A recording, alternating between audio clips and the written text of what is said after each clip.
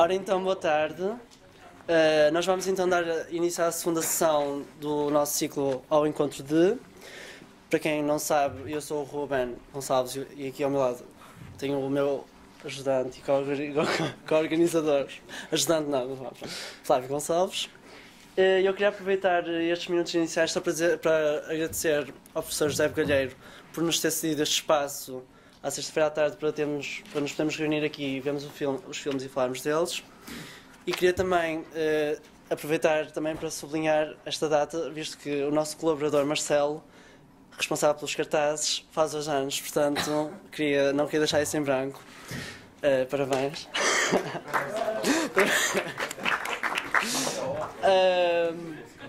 Por que eu tenho mais?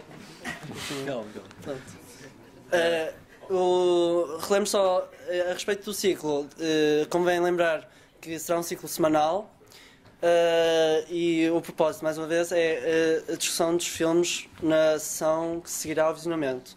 Se bem que nós também temos o blog, que é também uma plataforma cujo propósito é incentivar essa discussão e esse diálogo entre nós, que pronto, não teve nenhuma interação a respeito do filme da semana passada, mas esperamos que isso seja uma coisa a mudar aos poucos.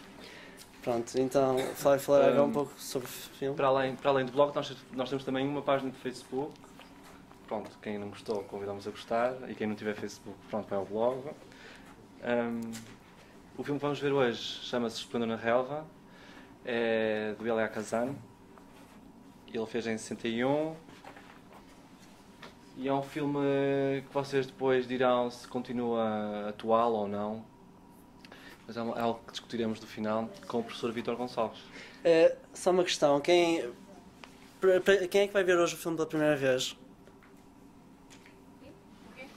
Quem é que vai ver hoje o filme pela primeira vez? Ok. Pronto. Então será uma descoberta, então, não é? Pronto, boa sessão e até já.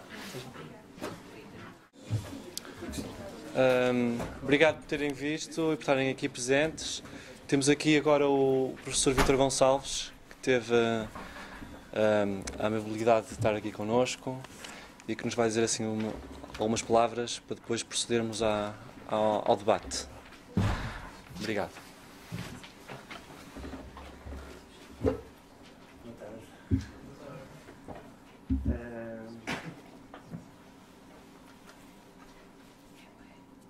Eu voltei a ver o filme ontem à noite e ocorreu uma espécie de inquietação do que é que vocês que são tão jovens veriam neste filme, não é? Então, o que é que este filme seria? Ok. Estão a filmar.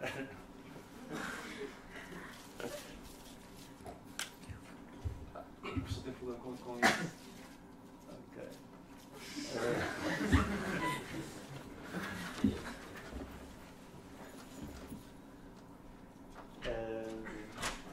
E pensei no fim do filme, mas o que é que o filme vos diria que são tão jovens, não é? Em particular porque, aparentemente, o filme parece centrado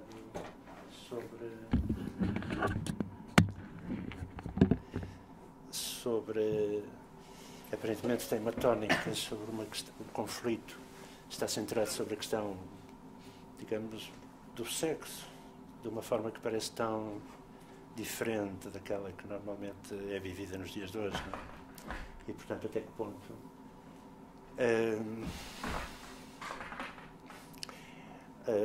que ponto isso seria ou não interessante para vós?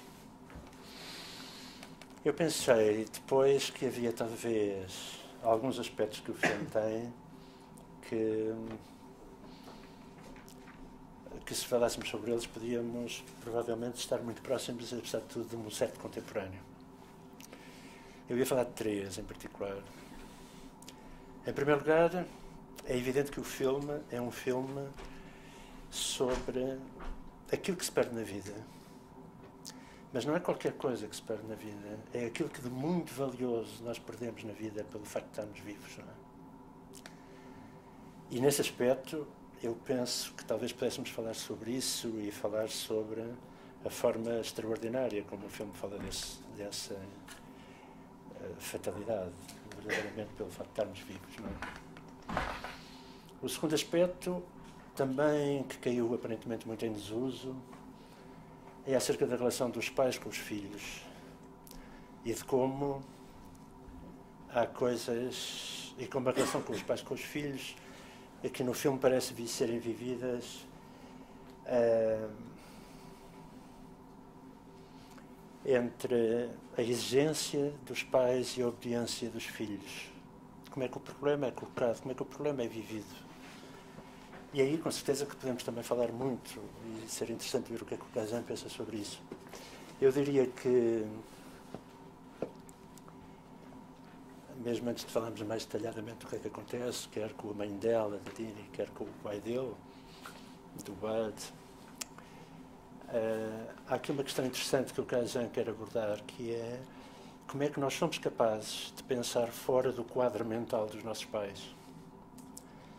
Como é que é possível para os heróis serem capazes de lidar com a realidade, lidar com as suas vidas, fora do quadro mental dos pais, não é? E hão de reparar que até muito tarde no filme, eu já vou falar um bocadinho, já vou propor que falemos disso um bocadinho com mais detalhe, há uma grande dificuldade para os heróis serem capazes de fazer esta operação. Eu suponho que depois há um terceiro aspecto muito importante do filme, que é um pouco relacionado com este, que é o problema da entrada na vida, na entrada da vida adulta. E a questão que o Kazan levanta é uma questão romântica, acho eu, ou que ainda levanta a questão romântica, que é, bom, mas então se esta entrada na vida adulta tem esta dificuldade, que é como ser capaz de encontrar um ponto de vista pessoal, é como ser capaz de ultrapassar o quadro mental, ideológico, filosófico dos nossos pais, com o que é que ficamos e com o que é que temos de deitar fora e de lutar e de entrar em ruptura. Então, apesar de tudo, há aqui qualquer coisa adjacente a esta questão de fundo, que é preciso o amor quando é necessário o amor quando eu entro na vida adulta. Qual é a posição real do amor quando eu entro na vida adulta? Para a minha vida, e pode estender a minha vida, para aquilo que, mesmo no fim do filme, quando eles estão a falar um com o outro, eles dizem, então, mas eles falam da happiness, não é? Eles dizem, eu agora não penso muito se sou feliz ou não sou feliz. Ela diz, eu também já não estou muito certa se isso é uma questão importante na minha vida. Mas é evidente que é uma forma, nessa cena final, de, através de uma expressão muito banal, a felicidade, é uma coisa difícil de pensar, mas do que eles estão a falar é de outra coisa. Mas nós agora, cada um de nós vai à sua vida e vai entrar numa fase importantíssima da vida, vamos fazer o resto das nossas vidas, mas o amor que sentimos é importante, por exemplo, em relação ao trabalho ou não, não é? É mais importante do que em relação ao trabalho, ou é o trabalho que é mais importante que o amor? Qual é a posição do amor neste contexto?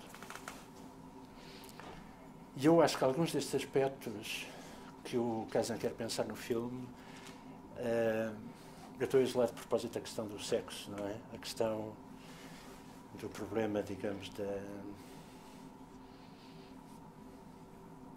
que nos parece que nos parece certamente mais, não é por acaso que o filme está em 1928, não é? O filme é de 61, o Kazan fez o filme, deslocou a história para 28, porque justamente já havia o problema, porventura, de como é que as pessoas lidavam com este puritanismo, no fundo, não é? Mas eu penso que muitos dos outros aspectos são profundamente contemporâneos e que talvez possam, e que o Kazan levanta questões que talvez que ainda continuam a ser questões interessantes para nós, ou para vós, mesmo nos dias que atualmente correm. É evidente que nós podemos falar delas mais detalhadamente, eu não sei, mas talvez para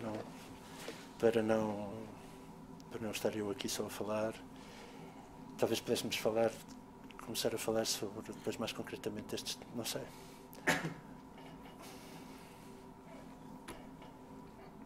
Gostaram do filme? Ou acharam o filme muito estranho? Eu gostei.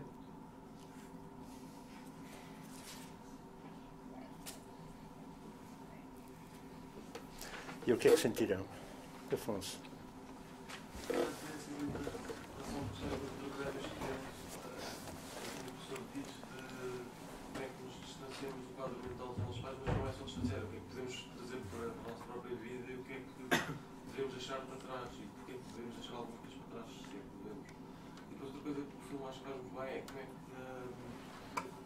Eu acho que aborda muito o assunto de eles os dois, tanto o Bud como a Dini, têm algo a dizer, e como não têm espaço para conseguir dizer, vão guardando tudo o que eles sentem lá dentro e aquilo vai-os corrompendo de certa forma. E acho que isso para mim foi um dos aspectos que me gostou mais do filme. É a incapacidade deles, talvez pelo quadro mental dos pais, de conseguir exprimir o que realmente sentem. Aquilo vai corromper os dois de formas completamente diferentes, mas na verdade vai. E como é que ele filma a integridade deles os dois, se eles nunca dizerem uma única palavra a ninguém. Nunca é preciso haver um confessionário, somente na cena do padre, mas essa cena não é assim tanto. Nunca é preciso haver um confessionário, nunca é preciso dizer nada a ninguém, nós sabemos exatamente o que é que eles estão a passar e os temores que eles estão a passar deles. Pois, exato, eu por acaso lembrei do seu projeto, porque o Afonso está a desenvolver e está a trabalhar sobre um projeto justamente que é uma relação do pai com o filho, um momento de crise no pai e um filho. O que eu acho interessante no ponto de vista do Kazan é que é evidente que ele tenta, de certa forma, ele tenta compreender todos os pontos de vista, não é? Mesmo a mãe dela, que parece ser uma personagem tão, digamos, constrangedora, tão antipática, não é? Nós sentimos, ou pelo menos eu sinto, que há uma precisão psicológica no retrato também dela. E mesmo assim, e há um momento no filme em que ela diz: bom, aquilo que eu sou foi porque aprendi da minha mãe, e a minha mãe aprendeu da minha avó, não é? Há ali uma espécie de perspectiva histórica acerca de como é que esta personagem, que causa tanta destruição à sua volta, não é? Que é uma personagem que é uma personagem que verdadeiramente está fora da vida pelo constrangimento a que se remete. De onde é que ela vem? Como é que isto acontece? E ele tenta ser verdadeiro para ela também nesse momento, não é? É evidente que eu acho que o que é muito interessante é a dimensão de exigência, não é? A enorme o esmagamento que quer a Dini, quer o Bud sentem na relação com os pais, é sempre feito pelo veículo de uma excessiva exigência da parte dos pais, não é? Da parte do pai do Bud, evidentemente, é uma exigência mais global. Da parte da mãe, que está muito interessada, da parte da mãe é uma exigência mais limitada, que tem a ver com as suas ideias acerca do sexo e aquilo que ela pensa o sexo, não é? Mas o que parece muito difícil para as duas personagens não é lidar com a agressividade dos pais ou a violência dos pais, é lidar com a exigência deles, não é? Acerca de certos aspectos. E eles parecem ter muita dificuldade em deixar de ser obedientes, não é? Não sei se sentiram isso. Porque estão a ver, na cena em que a Dini, no fim do filme, se veste como a irmã do Bud e quer ir para a cama com o Bud, no fim, lembram-se nessa cena quando ela veste o vestido vermelho, não é? Ela continua exatamente no mesmo quadro, não é? Que eu estou a falar do quadro mental, que é o quadro mental vivido pelo pai do Bud, não é? De um mundo com dois tipos de mulheres, aquilo que eles falam, um mundo com os dois tipos de mulheres, não é? É só depois da psicanálise que ela é capaz de aliás, o psicanalista a dada altura diz-lhe E aí ele também, o Kazan também está a defender os pais e também tenta compreender o ponto de vista dos pais quando diz: não, tu é que tens de mudar, não é? Eles já não podem mudar, eles já estão muito velhos, já não podem mudar, não é? E nós sentimos que os caminhos de um e do outro não são exatamente os mesmos, não é? Porque o caminho dela é ser capaz, e ela consegue isso depois da psicanálise, ela consegue realmente deixar de ser obediente. A história do Bud é ligeiramente diferente, o arco do Bud é ligeiramente diferente, não é? Porque ele desde o início quer o rancho. E nós dizemos, bom, mas no fim ele consegue o rancho, não é? E portanto isto é uma luta antiga. O problema é que ele demora muito tempo, não é? Ele não é capaz de travar, de criar a ruptura com o pai, nem com a mentalidade do mundo em que se encontra, a tempo de salvar a Sirene. E portanto é este offbeat, não é? Dele que verdadeiramente transforma completamente a sua vida para sempre, não é? A questão é, e aqui voltamos à questão tão importante que eu estava a falar no início, então afinal o que é que vai ser esta vida?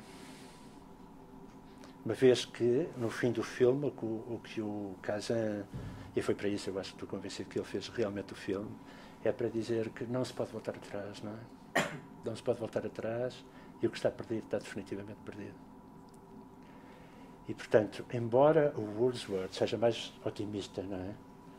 Porque o poeta diz, pronto, nós temos de nos lembrar, temos, apesar de tudo, de tentar evitar o grief, a dor ou a tristeza, porque nós podemos continuar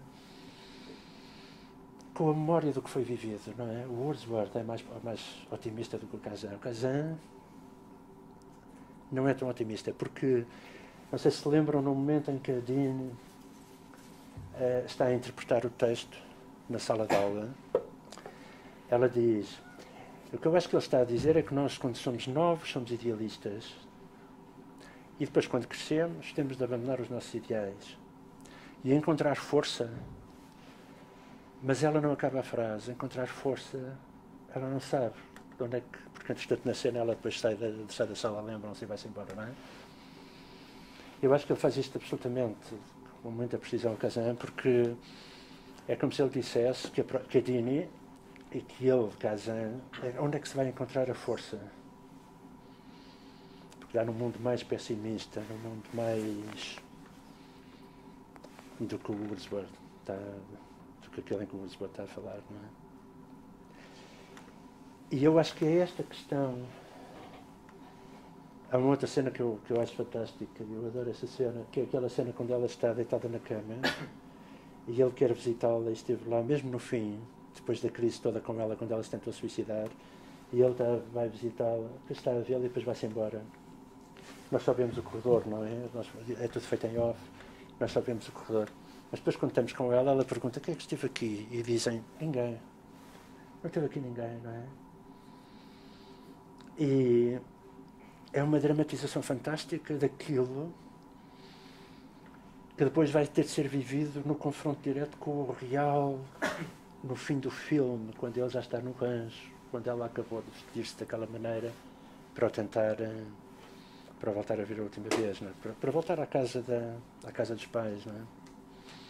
Porque realmente o que nós sentimos é como se para cada um deles, ou para ela pelo menos, seguramente na cena, ela já não soubesse o que é o real e o que é o imaginado, não é? Ele já tivesse perdido a esse ponto, não é? Mas quando eu digo ele, é o amor, não é? Quando eu digo ele, é o amor vivido como o Kazan fala dele, isto é, aquele amor único que é vivido pela primeira vez, não é? Que não é repetível, não é? Ele não está a falar do segundo amor, nem do terceiro, nem do quarto, não é?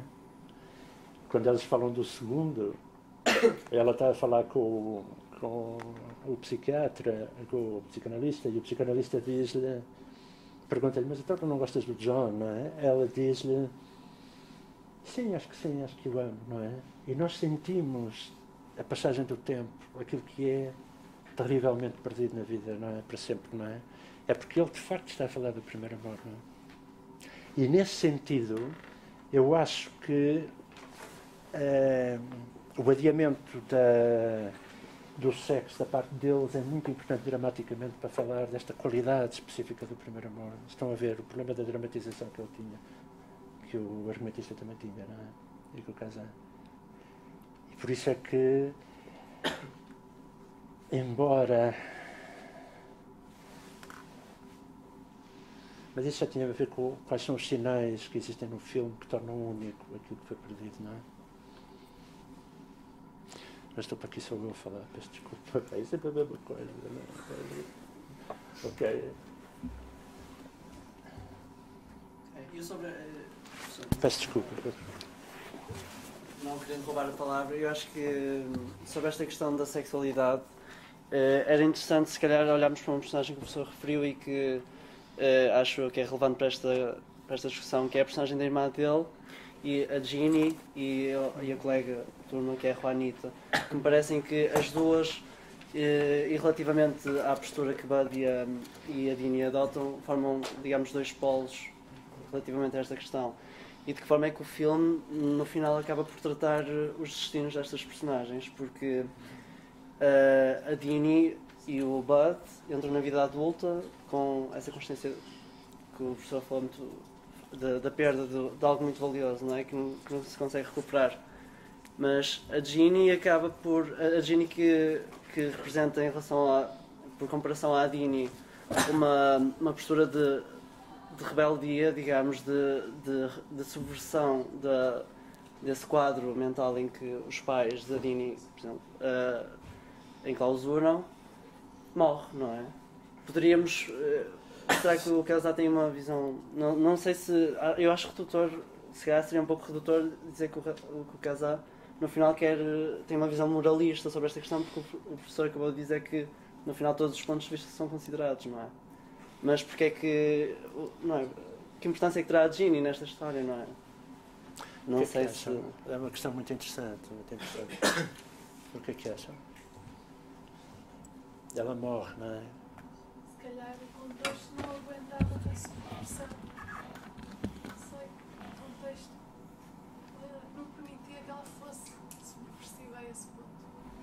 Pois. Tem que desaparecer. E se calhar, isso também, por acaso, isso também é uma ideia que eu acho que parece quase sublinhada pela cena da tentativa de suicídio da Dini na cascata. Eu acho que, se nos lembrarmos da primeira cena do filme, encontramos o Bud e a Dini no carro junto à cascata.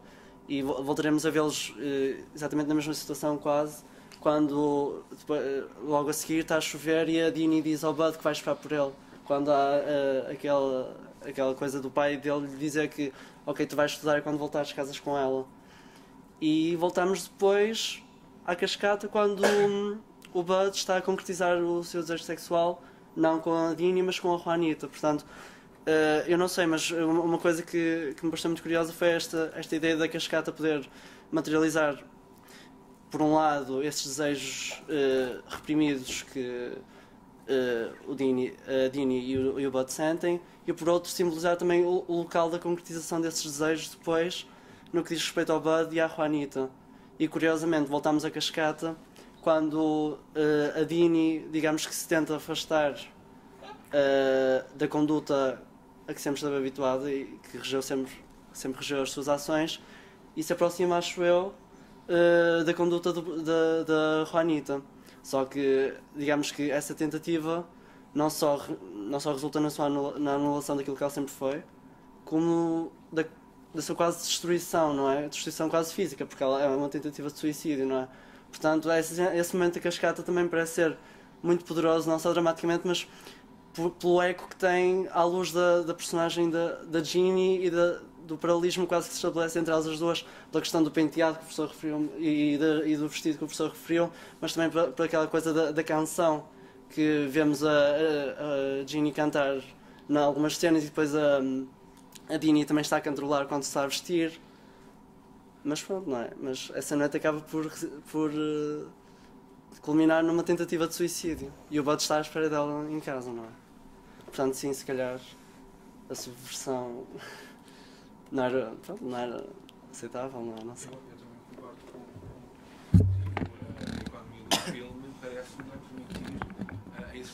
personagem tão disruptiva como a irmã do Bud.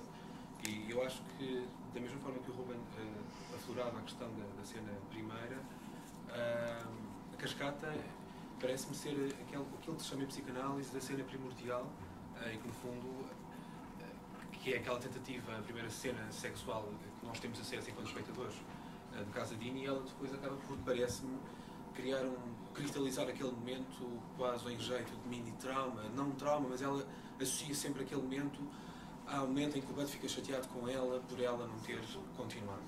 E eu acho que a esse nível é muito interessante.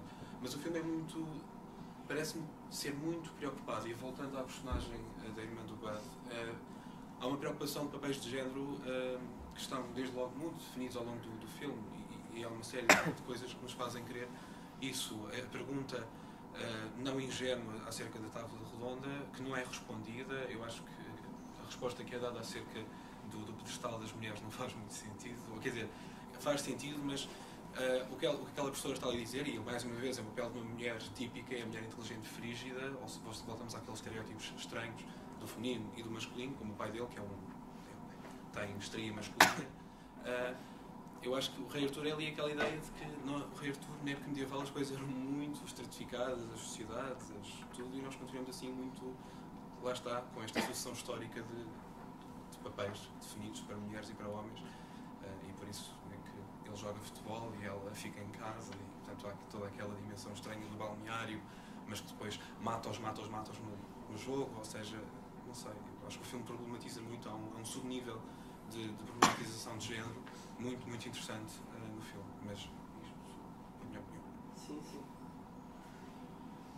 Eu acho que sobre a morte de Ginny, não é...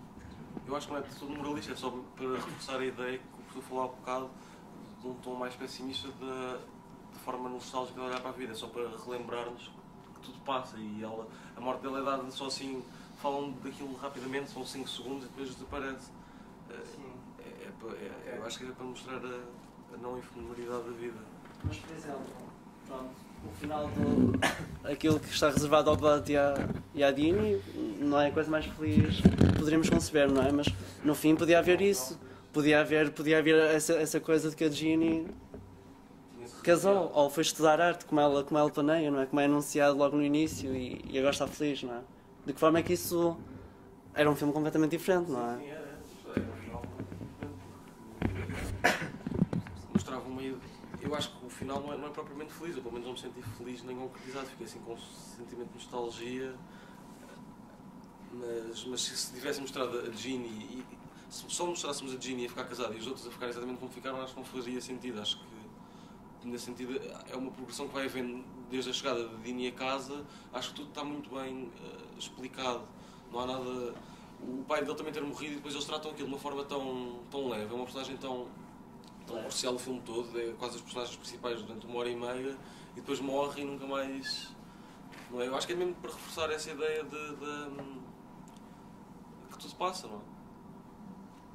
Não, eu acho que em relação ao pai, eu não acho nada que a morte dele seja leve ou uma coisa... Não é no sentido como é tratado no filme, não é leve porque passa. Sim, não, mas mesmo no tratamento, porque imagina, é curioso que, como o professor falou, referiu aquele momento em que a mãe dela é humanizada, a construção do filme, noutros momentos também é aceita em certos paralelismos, como já falámos aqui um pouco, mas neste final há esta ideia há este último momento que presenciamos dela com a mãe, e da mesma forma há este momento que temos dele com o pai, que é aquele momento lá no cabaré, em que o pai até tenta provocá-lo outra vez, até aquele jogo físico que tínhamos assistido na interação deles, e há esse momento em que o pai lhe diz que eu faria tudo por ti, não é?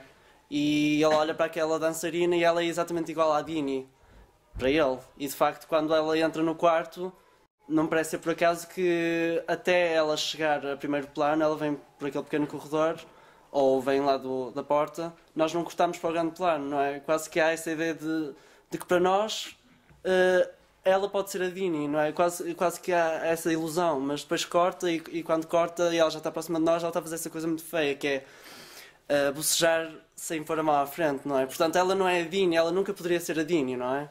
Por isso é que ele mete a mostrar assim, para mostrar... Sim, por isso é que ela. Pois, lá está, mas é curioso isso, que é. A mãe redime-se no final, se calhar, ou não. Parece-vos que a mãe se redime com aquele momento redima.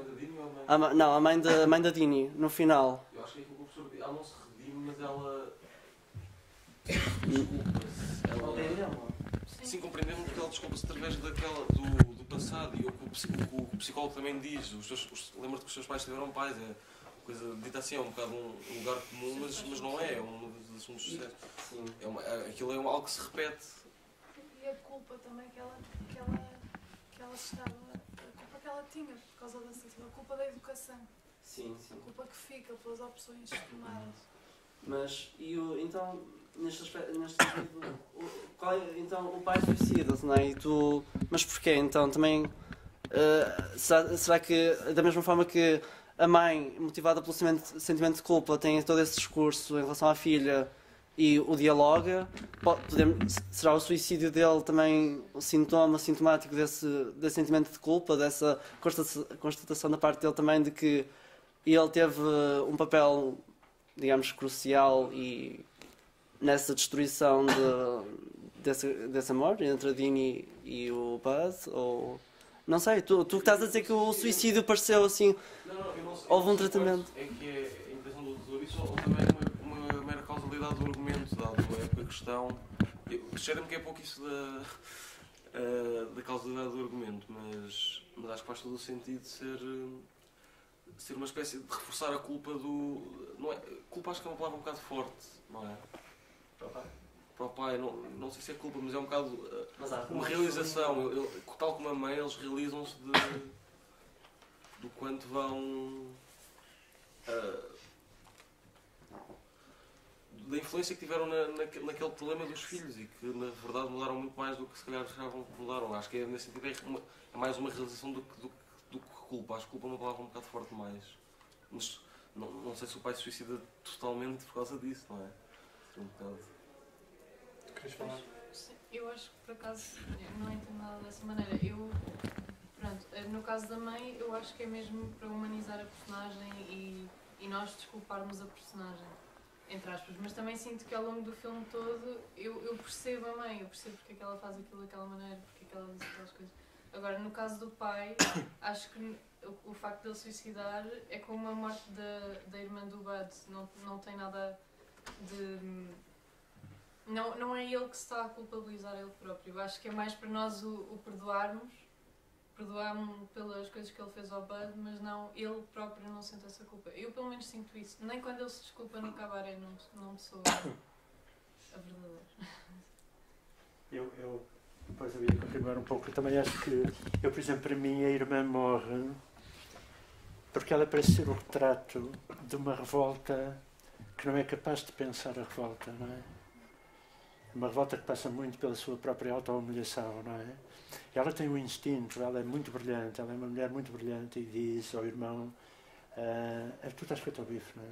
Tu estás feito, não é? Porque tu não és capaz de fazeres a ruptura com o teu pai, não é? E portanto esta ruptura, só a tua ruptura te pode salvar. Mas a partir daqui é como se ela sentisse uma espécie de atração pelo abismo, não é? Como se ela sentisse uma atração para uma espécie de autodestruição. Como se tudo aquilo que ela seja capaz de fazer é a ruptura e captura toda a energia dela, mas depois não é capaz de pensar, mas esta ruptura é na direção do quê, não é? E é por isso que para mim ela morre no fim. Porque, de certa forma, nós sentimos que ela não tem destino, não é? É como se ele estivesse a dramatizar a ausência desse... E também estou de acordo, Lara, porque eu acho que, no caso do pai, a realidade exterior, a realidade social, a realidade do CRES de 29, não é? Existe, porque eu não acredito que o pai se suicida, Sim. não é? Por razões psicológicas, isto é, como resultado de uma compreensão profunda do que é que ele... como é que ele influiu na vida do filho, não é? Não parece que ele não parece uma personagem que seja capaz disso, não é? Ele pode ter o gesto de tentar ajudar o filho de uma forma tão trôpega, como dizer, mas porquê é que tu não substituis a Dini, não é? Ele é um homem que não tem nenhum insight psicológico, não é? É um homem que não tem nenhuma capacidade de compreender verdadeiramente um certo nível mais complexo da nossa interioridade, não é? E, portanto, é um homem, de certa forma, mais ligado justamente ao exterior, onde, na sociedade, existe um cresce que lhe tira todo o dinheiro, não é? E que o arruína, não é? E onde ele vai fazer aquilo que muitos fizeram, não é? Que é suicidar-se. Porque, por simplesmente, não consegue lidar com o fim de um quadro de vida que foi sempre o seu e é o único possível para ele, não é? O desaparecimento desse quadro é impossível para ele, não é? É por isso que eu sinto que ele se suicida, de certa forma, não é? É muito interessante, desculpem só para acabar, o que é muito interessante é como é que o Kazan é tão preciso, desculpem, Não, é tão preciso a definir aquilo que nós estávamos a falar no princípio do quadro mental das personagens, não é?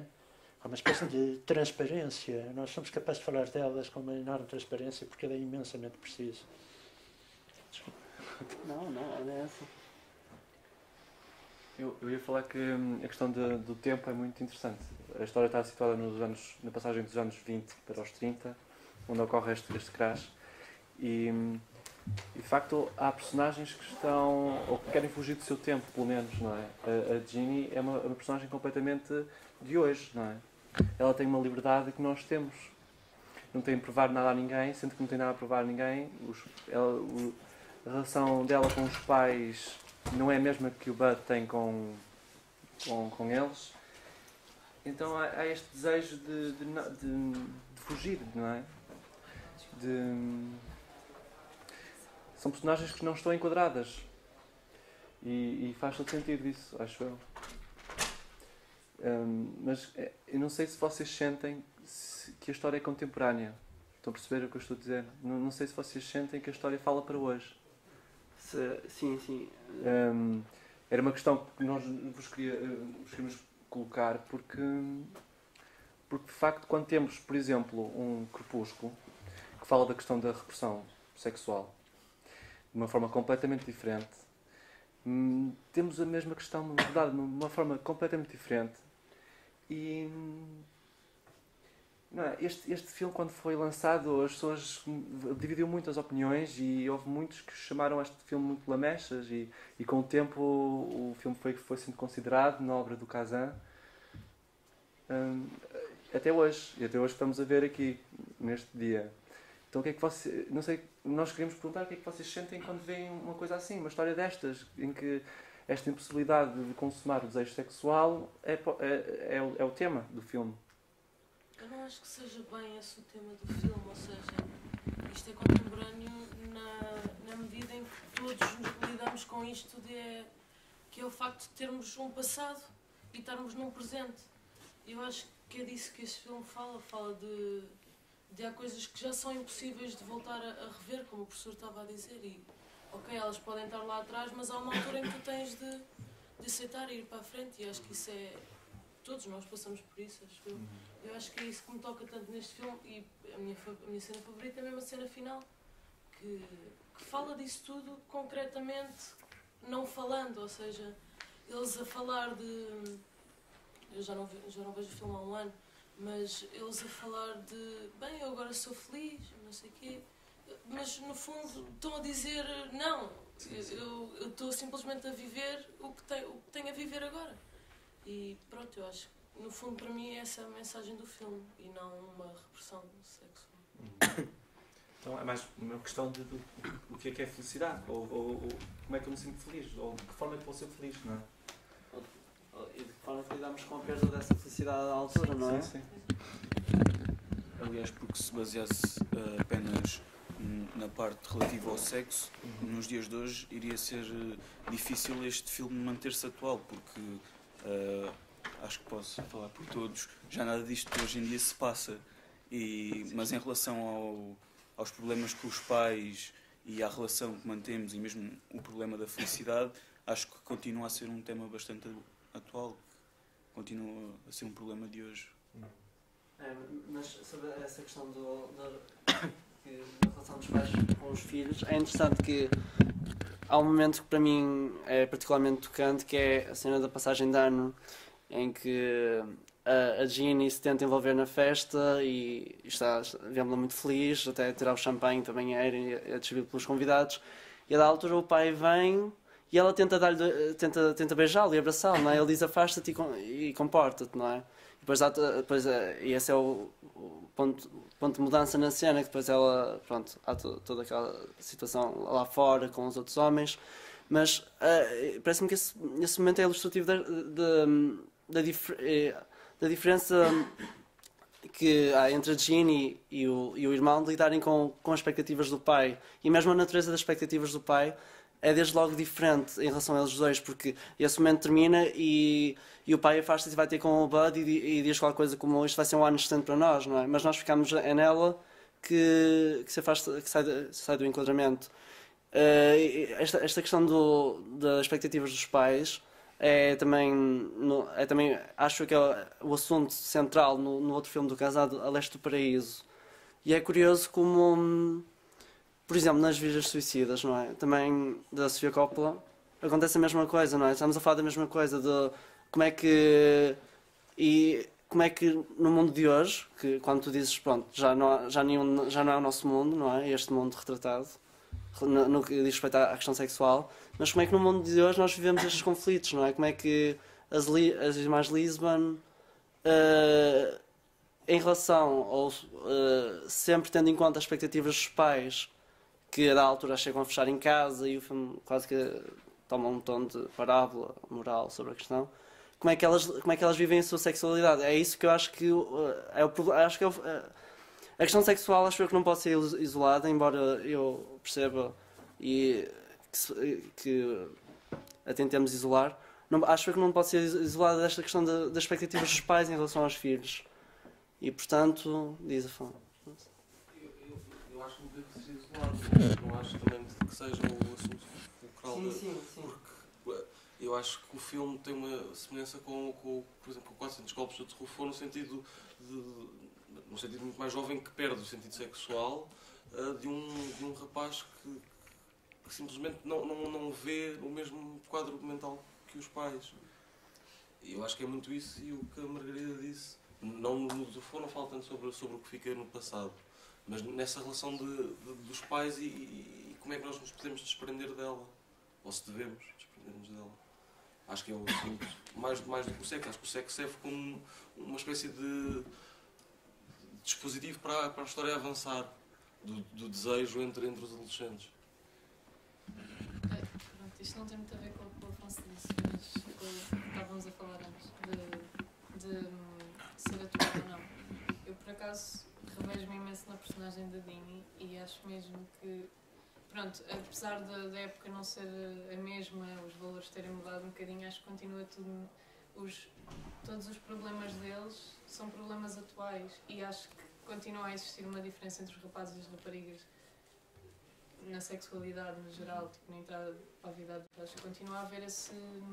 As raparigas são sempre muito pé atrás, os rapazes não. É muito mais mal visto uma rapariga ser oferecida ou sei lá, do que um rapaz. Não sei, continua a ter os mesmos problemas. Tudo o que está à volta do amor deles acho que continua a ser muito atual. Portanto, sempre que eu vejo este filme sinto que identifico-me com os personagens e apesar de nós continuarmos a pensar segundo a maneira que fomos educados e segundo a maneira que os nossos pais foram educados, se calhar, o que eles nos impingem, acho que continua a ser assim, um bocadinho. Não tão radical, se calhar.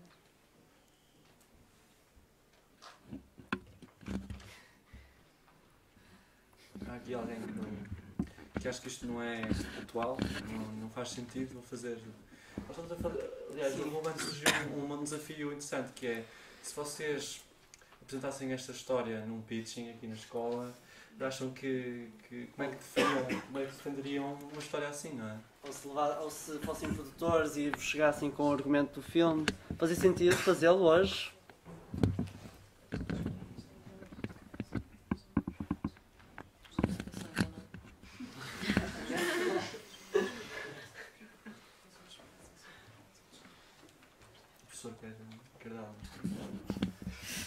Não sei se há algum aspecto do filme que achem que vale a pena ainda mencionar ou discutir um bocadinho.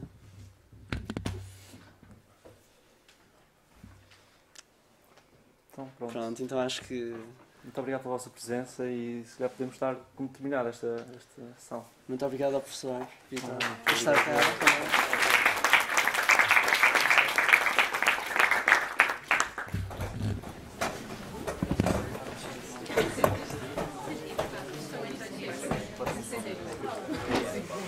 Não fosse disso.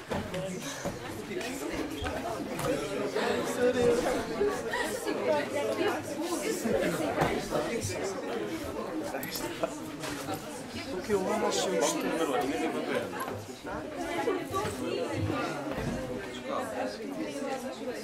Escala.